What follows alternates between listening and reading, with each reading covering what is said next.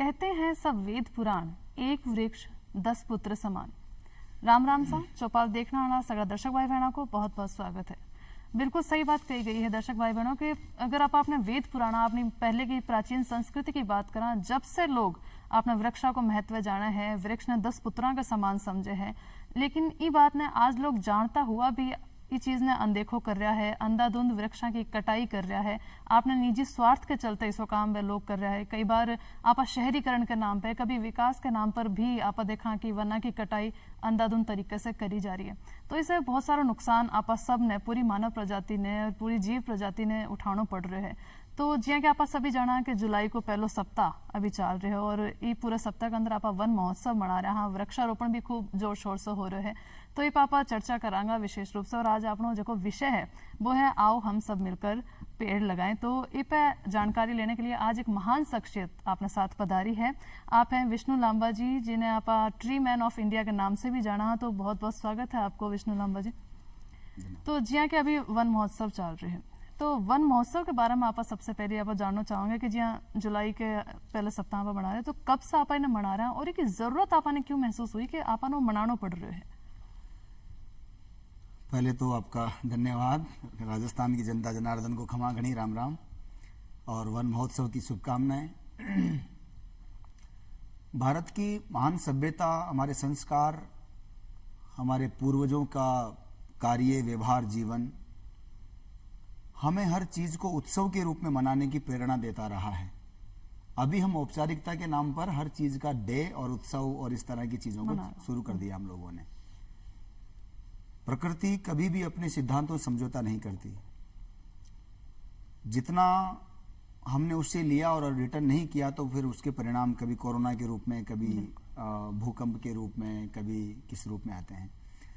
One महोत्सव आज वर्तमान समय की बहुत महती आवश्यकता है और इसका बहुत जितने भी पर्यावरण से संबंधित उत्सव हैं उन सब उत्सवों में सबसे ज्यादा अच्छे परिणाम के तौर पर अगर हम लेना चाहें तो वन महोत्सव के रूप में ले सकते हैं, क्योंकि वन महोत्सव बरसात की शुरुआत का महोत्सव है। पर्यावरण के अन्य जो दिवस हैं वो बाद में आते हैं अलग अलग सुविधाओं के अनुसार। यूनाइटेड नेशंस ने 5 जून को वर्ल्ड एनवायरनमेंट डे कर रखा है, लेकिन उस समय यहाँ पर गर्मी रहती है। अभी हमारे यहाँ पर पहला मानसून शुरू हो गया है।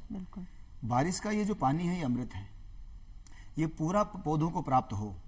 अभी पौधे लगा दिए जाएं और इसको उत्सव के रूप में मना करके लगाएं, परिवार के सदस्य के रूप में लगाएं।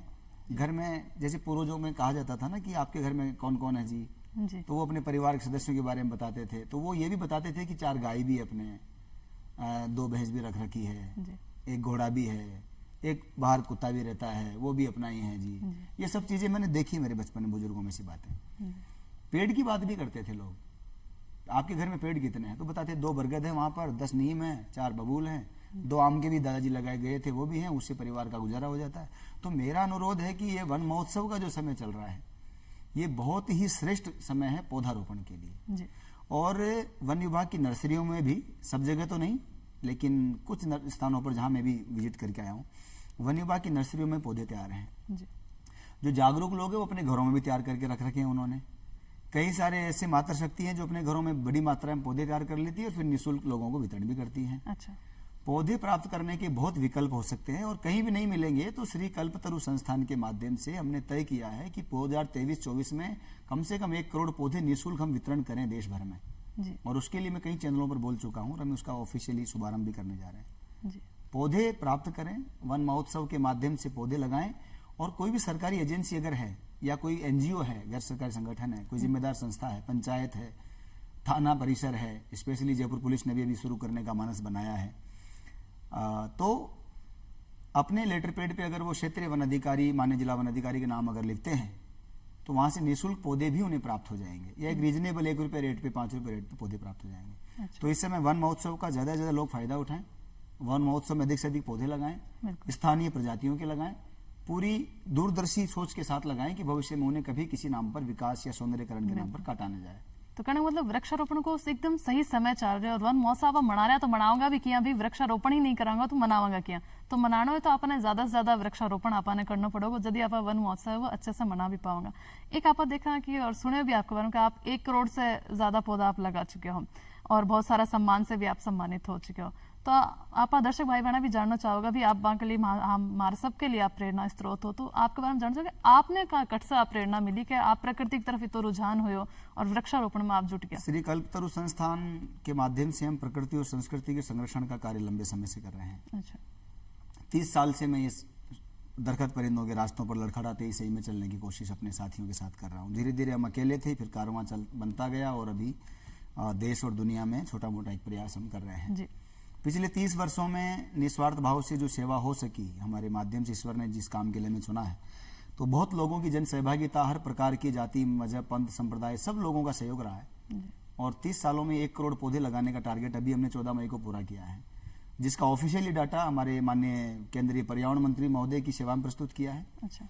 संयुक्त राष्ट्र पर्यावरण कार्यक्रम के प्रमुख की सेवा में प्रस्तुत किया है। उन्होंने हमारे को एक वीडियो संदेश के माध्यम से हौसला अफजाई भी की है।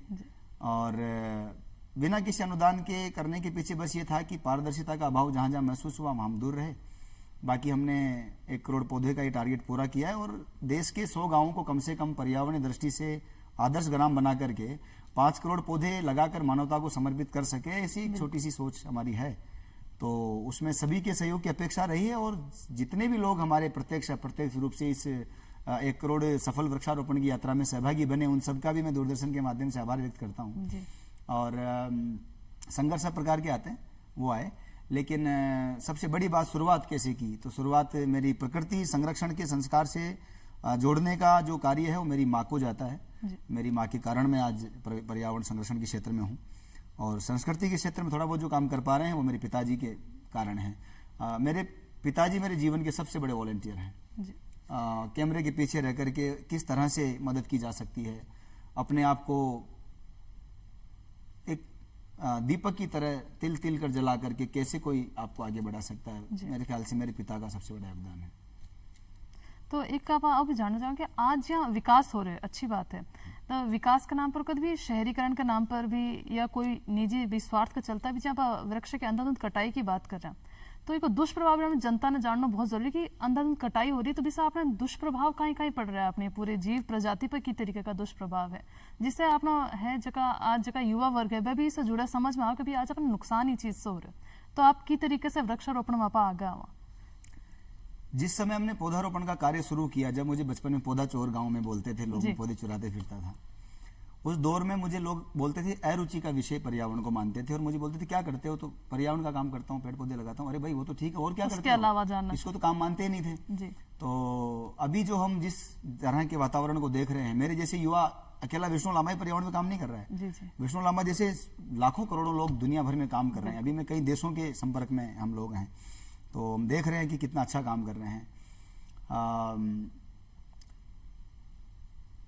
कहीं भी घर बनाते हैं, पंचवटी में भगवान राम ने यही संदेश दिया, घर बनाया तो 5 पौधे पहले लगाए, तो पंचवटी उसका नाम हुआ। तो मेरा गांव जो लामा पंचायत है, उसमें एक गांव पास में चमनपुरा, वहां पर जो भी नया घर बनाता है वह नीम का पेड़ लगाता है। उस गांव में हर घर के बाहर आपको नीम का पेड़ मिलेगा, मैं दूरदर्शन बोल रहा हूँ। अच्छा। हर घर के बाहर नीम का पेड़ मिलेगा। नया कोई घर बनाएगा तो उस गांव का नियम है वो 1 पेड़ पहले लगाएंगे। तो ये हमारे पूर्वजों का संस्कार रहा है और आज का नहीं है, ये 5000 साल पुराना संस्कार है, घर बनाने से पहले पौधा लगाना है। अब ये जागरूकता उस समय नहीं थी, मकान बनाना है, बीच में थोड़ा दिक्कत आ गई, संस्कारों का थोड़ा इधर उधर हो जाता है समय के अनुसार, तो दीवार बनानी है, पेड़ काट दो, क्या दिक्कत है। अब उस समय इतना सारा कानून भी वो नहीं था। अभी तो हम लोगों ने इतने लोगों को बंद करवा दिया, इतनों के खिलाफ मुकदमे करवा दिए, इतनी सारी थोड़ी जागरूकता वो भी करनी पड़ी मजबूरन, उसके प्रभाव अच्छे बुरे भी हमें देखने को मिले।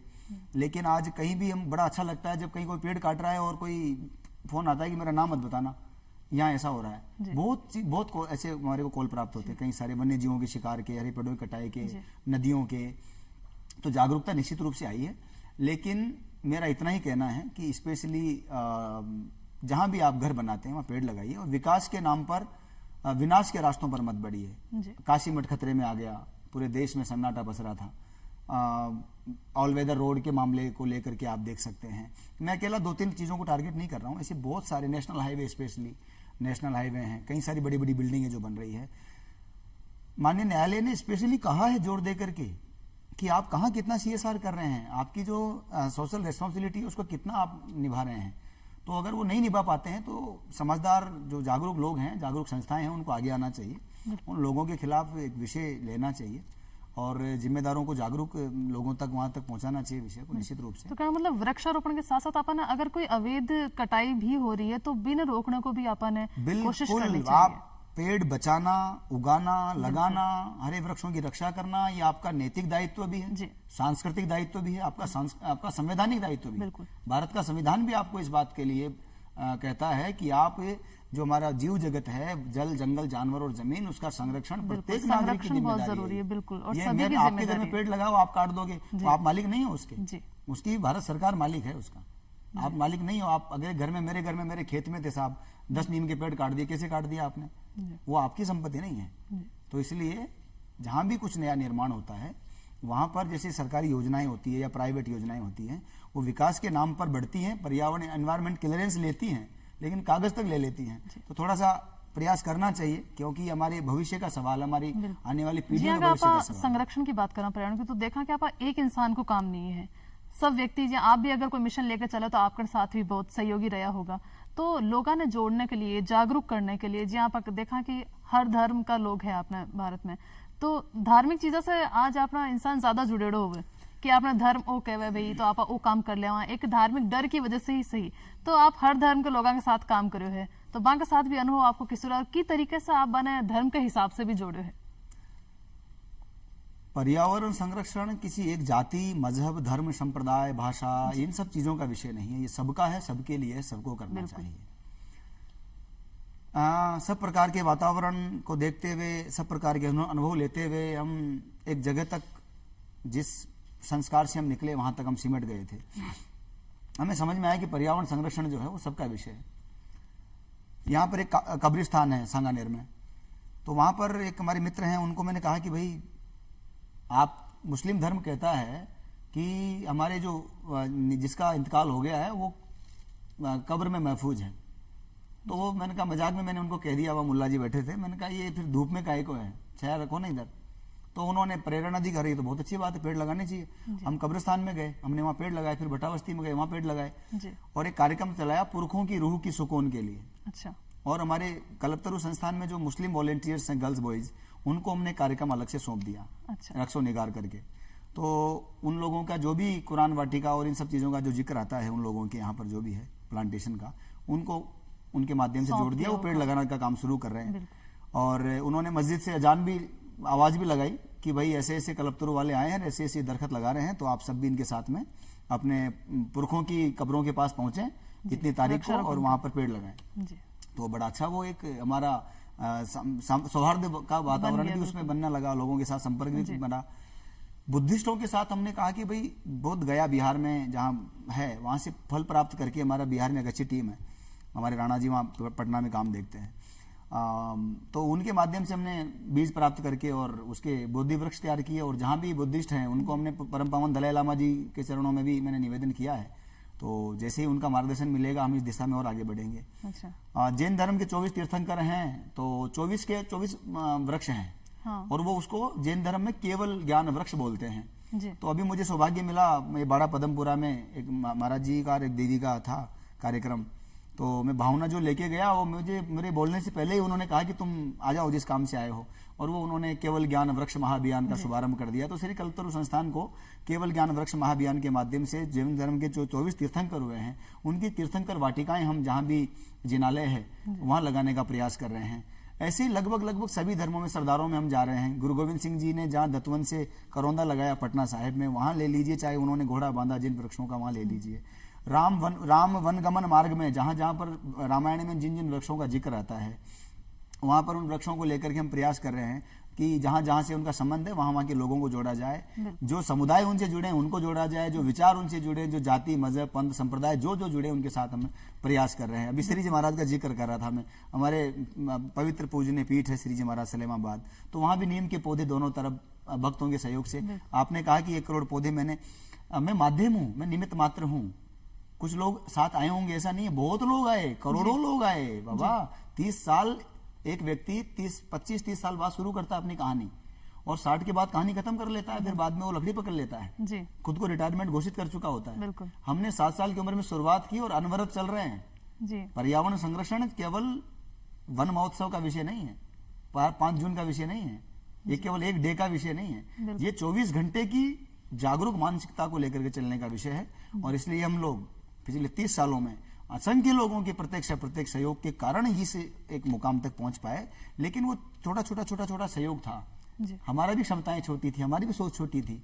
हम भी इतना ही मानते थे कि 5 पौधे केवल मिल जाएं तो कल्याण हो जाए, रेंजर साहब मुझे 100 पौधे दें तो कल्याण हो जाए। अभी मेरा मन नहीं भरता है 100 पौधों में। अभी मैं चाहूंगा कि दूरदर्शन के माध्यम से कि अगर कोई करना है सरकारों को, राजस्थान सरकार हो, भारत सरकार हो, कोई भी गवर्नमेंट हो, अगर करना है तो 100, 200, 500, 1000 बीघा जमीन दीजिए और फिर 300 बीघा मुझे मत दीजिए, मुझे नेमन नहीं चाहिए, आप रखिए अपने पास। और फिर 3 साल में देखिए हम कैसा फॉरेस्ट आपको लगा कर देते हैं। लेकिन बशर्ते किसी भी विकास के नाम पर, किसी भी सौंदर्यकरण के नाम पर हमारे पत्ते को भी कोई हाथ ना लगाए, ये लिख कर दीजिए। एक आप जी देख रहा है कि जैव विविधता की अगर बात करा तो वह भी बहुत गड़बड़ा रही है भाई। जीवा की प्रजातियां की बात अगर अब करा, पेड़ पौधा की भी कई प्रजातियां जो लुप्त होने के कगार पर, लुप्त हो भी चुकी है कई। तो अब इस टाइम पर जब वृक्षारोपण हो ही रहे तो अपना जब दर्शक भाई बहन देख रहे हैं और जो वृक्षारोपण कर रहे हैं तो मैंने कौन सी प्रजातियों को विशेष ध्यान रखकर अपने वृक्षारोपण करना ताकि वे प्रजातियां भी आप बचा सका? ये बहुत महत्वपूर्ण सवाल है। मेरे दादाजी के समय, आपके दादाजी दादी के समय जो पौधे, जो पेड़ पौधे, पशु पक्षी आसपास के वातावरण में जो दिखाई देते थे वो कहीं दिखाना बंद हो गए। मेरा बचपन जिस घर में बीता है, थोड़ा बहुत जितना बीत सका, बरगद का विशाल पेड़ था। मेरा पूरा गांव जानता है, आप पता कर सकते हैं लांबा गांव टोंक जिले में जाकर के। मेरे घर में खूब सारे गिद्ध, बरगद के ऊपर मोर।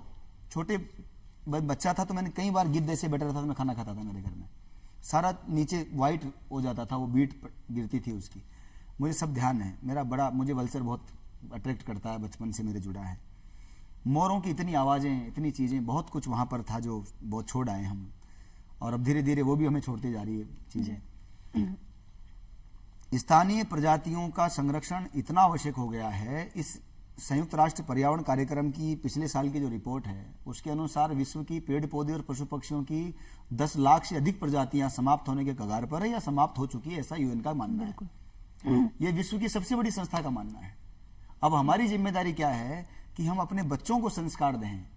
आज हम बीजारोपण कर रहे हैं ना पौधों के लिए, ऐसे ही अपने बालकों में संस्कारों का बीजारोपण भी करना पड़ेगा, उनको बताना पड़ेगा। और बच्चे आजकल बुजुर्गों की गरिमा कैसे बनी रहे, ये भी एक बड़ा प्रश्न है। तो बच्चे अपने दादा दादी के पास बहुत कम बैठ रहे हैं। वो जाएं, पूछें उनसे कि आपके समय में कौन कौन से पेड़ पौधे थे, कौन कौन से पशु पक्षी थे। दादा उंगली पकड़ के लेके जाएगा, बताएगा ये गजाई है बेटा, ये सावन की डोकरी है, अभी सावन चल रहा है। आप पूछो बच्चों को जो अभी बड़े पढ़े लिखे अंग्रेजों में, वो जानते नहीं सावन और डोकरी, दोनों शब्दों का मतलब नहीं जानते। एक लाल कलर का छोटा सा जीव होता है, आप जानते हैं, तीज, जिसे तीज हाँ, भी बोलते हैं। वो तीज, वो सावन की डोकरी बोलते हैं हमारे टोंक में। तो वो चीजें अभी लुप्त हो रही है कई सारी। तो स्थानीय प्रजातियों के पौधे लगाए जाए। अभी मैं देख रहा हूँ शहर के अंदर कॉर्नोकार्पस भर दिया गया है, वो कार्बन डाइऑक्साइड देता है। कई सारी दूसरी देशों की सरकारों ने तो उसको उखाड़ के फेंक दिया है। पिछली सरकार में हमारे पड़ोसी देश के फॉरेस्ट मिनिस्टर ने उसको स्पेशल आदेश देकर हटवाया। अभी मैं विदेश यात्रा से आया हूँ, कहीं बाहर जाकर के जिस देश में गया वहां का हालात ही कुछ अलग टाइप का। वो लोग बहुत सोच समझ के काम कर रहे हैं, जबकि हमारा अपना संस्कार रहा है, हमारी सभ्यता रही है कि हमने स्थानीय प्रजातियों को बहुत महत्व दिया है। तो यूकेलिप्टिस हम जबरदस्ती लगाते रहे हैं, कॉर्नोकार्पस हम लगा रहे हैं, एलेस्टोनिया हम लगा रहे हैं। इन सब चीजों के बजाय हम बरगद, खेजड़ी, नीम, शीशम, अमरूद, आम, जो हमारी स्थानीय प्रजातियों की, आपने रोहिड़ा का खूब नाम सुना, राजस्थान में रोहिड़ा, बहेड़ा, ये सब नाम खूब चलते हैं, लेकिन देखने को कहाँ मिलता है। जयपुर में मेरे ख्याल से 1 या 2 पौधे में देखता हूँ, जहां भी मैं लंबे समय से देखता हूँ। तो स्थानीय प्रजातियों का संरक्षण हो, ये बहुत जरूरी है। तो जो भी दर्शक हैं दूरदर्शन के, जो हमें देख रहे हैं, उनसे बस यही प्रार्थना है कि जहां भी पौधा खरीदने जाएं, अगर आपको नहीं मालूम है तो वन विभाग के अधिकारी से कहें कि स्थानीय प्रजातियों के जो पौधे हैं हमें वही दीजिए। बिल्कुल। और इस मानसून के, इस वन महोत्सव के समय में पौधे लगाना बहुत लाभकारी रहेगा। और ये 95% चलेंगे, बाद में तो 85 तक हम सीमित टारगेट मान के चलते हैं, ये 95% चलेंगे आपके। जी, एक आप यहाँ भी सुने हो कि यूएनईपी का प्रमुख भी जो वहाँ को नाम एरिक सोल है, वह भी हटाया है और आपको काम भी वह देखे हो, तो वहाँ का साथ का ही अनुभव आपको रहे? संयुक्त राष्ट्र पर्यावरण कार्यक्रम के 6ठे प्रमुख महान हमारे विद्वान नेता हैं, महान पर्यावरणविद हैं, आदरणीय एरिक सोलहेम। एरिक सोलहेम जैसे लोग दुनिया में बहुत चंद मिलेंगे आपको, माननीय प्रधानमंत्री नरेंद्र मोदी जी के वैसे मित्र हैं वो, लेकिन दुनिया में बहुत चंद मिलेंगे। इतने डाउन टू अर्थ लीडरशिप, और वो भी ग्लोबल लीडर का इतना डाउन टू अर्थ होना मेरे लिए बहुत बड़ी बात है। एक वैश्विक मंच पर ले जाने के लिए, हम देश में तो ठीक है social media, special thanks to Mark Zuckerberg और धीरूभाई अंबानी जिन्होंने वो छोटा रिचार्ज दिया था 1100 का, इतना सा फोन आता था, एक 10 रुपए का रिचार्ज करवाता था, इरफान भाई वाला एड आता था उस समय, और मार्क जकरबर्ग ने हमें फेसबुक दे दी तो हम बहुत जगहों पर भारत में पहुंच गए थे। लेकिन अदर कंट्री जाने का जिसकी वजह से हो सका है, उसमें सबसे बड़ा योगदान एरिक सोलिम का है कि आज हम दुनिया के 13 देशों में तो खुद काम कर रहे हैं और कई जगहों पर हम लोग लगातार अपनी चीज़ों को लेके जा रहे हैं, लोग प्रेरणा ले रहे हैं। एरिक सोलिम साहब सोशल मीडिया के माध्यम संपर्क में आए, मैं रोज पेड़ लगाता, रोज डालता, उनको किसी ने कुछ कहीं ना कहीं से सोशल मीडिया के थ्रू पकड़ में आया, उन्होंने फॉलो किया तो मुझे विश्वास ही नहीं हुआ पहली बार तो कि ऐसा है। फिर उन्होंने इनबॉक्स में कुछ लिखा और मेरी कल्पना कर दी, नेल्सन मंडेला और महात्मा गांधी जैसे लोगों के साथ उन्होंने कुछ नाम जोड़ दिए अंग्रेजी में। तो मुझे लगा कि हम देखते हैं ना गांव के अंदर बुजुर्गों को देख करके जवान लोग कुछ गलती करते हैं तो छुपा लेते हैं गलतियों को, बुजुर्गों के सामने नहीं करते, वो कई सारी चीजें ऐसी होती हैं। तो मैंने सोचा कि आदमी मुझे इतना बड़ा मानता है तो मुझे थोड़ा थोड़ा और सही हो जाना चाहिए। तो फिर मैं अंग्रेजी थोड़ा बहुत, मैं जैसी भी आती है मुझे पढ़ने का कोशिश की, उनके साथ जुड़ाव बनाया हल्का फुल्का। सबसे बड़ी बात है मैं अंग्रेजी सीख नहीं पाया बहुत अच्छी तरह, लेकिन उस आदमी ने मेरी भावनाओं को समझने में कोई कसर नहीं छोड़ी। और दुनिया के जिस भी देश में मैं जा रहा हूँ, जहां भी मैं अपनी बात पहुंचा रहा हूँ, हर जगह मेरे साथ वो पिलर बन के खड़े रहते हैं, अपना हाथ मेरे सर पे रखते हैं। और एरिक सोलिम ने not only in Vishnu Lamba, मेरे कार्यों में ही नहीं, मेरे संस्थान के वॉलंटियर्स के साथ भी, और जहां भी मैं उनको बताता हूँ कि उस कंट्री में फलां गली मोहल्ले में ये बच्चे अच्छा काम कर रहा है और मेरी जानकारी में आया और ऑथेंटिक बात है, तो वो उसको भी अप्रिशिएट करते हैं। मेरे लिए आश्चर्य का ठिकाना, मतलब आश्चर्यचकित था मैं। पिछले साल वो राजस्थान पधारे पहली बार मेरे अनुरोध पर, मेरे गांव गए और वहां पर माननीय प्रधानमंत्री जी बोलते हैं कि 2 गुना किसान की आय होनी चाहिए। हमने तो 4 गुना की मेरे गाँव में, जहां पर एक फ्रूट का पौधा नहीं था मेरे बचपन में, वहां पर भी 1.5 लाख फ्रूट प्लांट लगा करके हमने आय 4 गुना की और ट्रकों के ट्रक अमरूद बेचे मेरे गाँव के किसानों ने। और मार्टिन मार्शलैंड अभी स्पेशली नीदरलैंड से पधारे, वंडरलैंड के हेड, और उन्होंने भी उनको, तो मतलब बहुत सारी महान हस्तियां से भी आपने इस तरीके से मिलने को भी मौका मिले और आप साथ काम भी करें।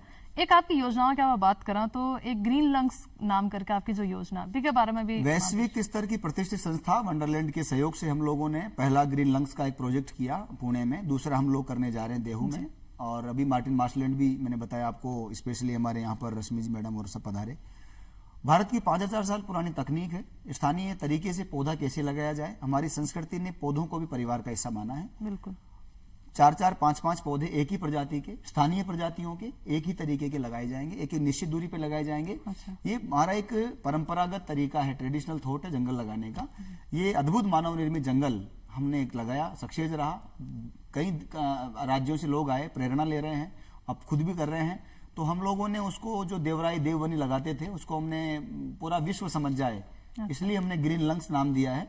और पहला प्रोजेक्ट हमने तड़जाई करके एक जगह है महाराष्ट्र में, वहां किया है। दूसरा हम देहू में करने जा रहे हैं, जहां पर संत ज्ञानेश्वर तुकाराम संतों का नाम सुना होगा आपने, वहां पर अब हम अभी शुभारंभ करने जा रहे हैं वंडरलैंड के सहयोग से। और ऐसे राजस्थान में भी कई सारे स्पॉट हमने देखे हैं।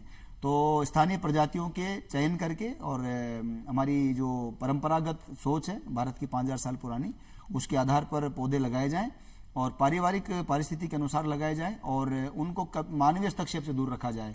वो बहुत बड़े गैस आपके लिए ऑक्सीजन सिलेंडर का काम करेंगे। एक आप देखा कि आपने भारत देश की आप बात करें तो युवा वर्ग सबसे ज्यादा है अपने अंदर, तो युवा वर्ग ने हर चीज में आप जोड़ा तो ज्यादा आप फायदा आप देख सका। हाँ, तो आपके यहाँ युवा वर्ग ने अपने जो मुहिम है पेड़ लगावा की, पर्यावरण संरक्षण की, तो इसे युवा वर्ग ने आपकी तरीके से जोड़ रहे हो? युवाओं की बड़ी कृपा है मुझ पर, बड़ा सहयोग है, बड़ा स्नेह है। हम उम्र के लोगों का आशीर्वाद मिलता है, स्पेशली यूथ मेरे साथ जहां भी मैं जाता हूं वहां पर मुझे अभी 4 दिन बाद फिर कल भी एक कार्यक्रम वन महोत्सव का किसी पंचायत में है, तो अभी से ही वहां 1500 युवाओं का एक हुजूम तैयार हो गया है। 2024 के अंदर मैं 1 करोड़ यूथ के बीच जाकर के टॉक विद रीमेन कार्यक्रम के माध्यम से संवाद करने वाला हूँ। लगभग 50 से 60 यूनिवर्सिटी कॉलेजों में भी गया हूँ, 23 कंप्लीट नहीं हुआ उससे पहले।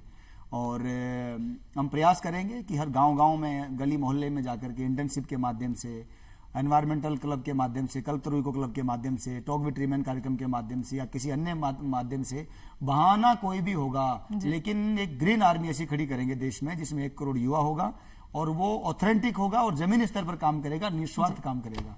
ऐसा हमारा एक प्रयास है। ये युवाओं का देश है, युवाओं का पूरी दुनिया में सेवा का एक योगदान आपने स्पेशली कोरोना में अभी जो यूक्रेन और इसका रूस का युद्ध हुआ तो वहाँ भी जो लोग फंस गए थे उसमें युवाओं ने, भारत के युवाओं ने जो सेवा की है। कोरोना में जो विश्व में जो लोग हमारे जो भी दुनिया के लोग थे उनकी सेवा करने का काम। तो भारत का ताकतवर बनना विश्व की श्रेष्ठ सेवा की गारंटी है। भारत जितना ताकतवर रहेगा दुनिया की सबसे अच्छी सेवा करेंगे भारत के युवा। ये संस्कार हमारा परंपरागत संस्कार है जिसे हम कभी नहीं भुलाएंगे। बिल्कुल। तो आज आपने बहुत ही प्रेरणादायक आपनो कार्यक्रम रह्यो है चौपाल को कि विष्णु लांबा जी अपने बीच पधारे, आपने दर्शक भाई बहनों ने एक प्रेरणा दी कि आप की तरीके से वृक्षारोपण की तरफ आप बढ़ा और किया पर्यावरण को संरक्षण करा। तो एक साथ ही विष्णु जी आज आप पधारा, इतनी अच्छी जानकारी और इतनी चर्चा इतनी अच्छी हमारे दर्शकों के साथ आप करी, इसके लिए आपको बहुत बहुत धन्यवाद। और अब लेवा विदा, राम राम सा।